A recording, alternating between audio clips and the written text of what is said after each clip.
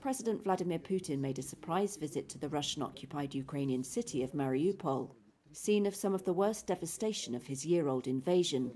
This was the closest Putin had got to the front lines, and it looked like a gesture of defiance, coming a day after the International Criminal Court issued a warrant for his arrest. The ICC accused him of the war crime of deporting hundreds of children from Ukraine.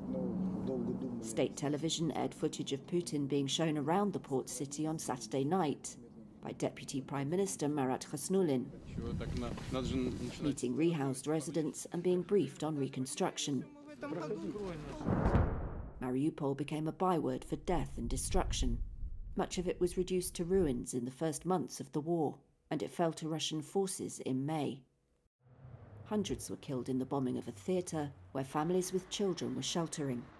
Moscow has said since it invaded last February that it does not target civilians. This was Putin's first visit to the Russian-occupied part of Ukraine's Donbass region since the war started. He went there by helicopter following a visit to Crimea on the 9th anniversary of its annexation by Russia from Ukraine.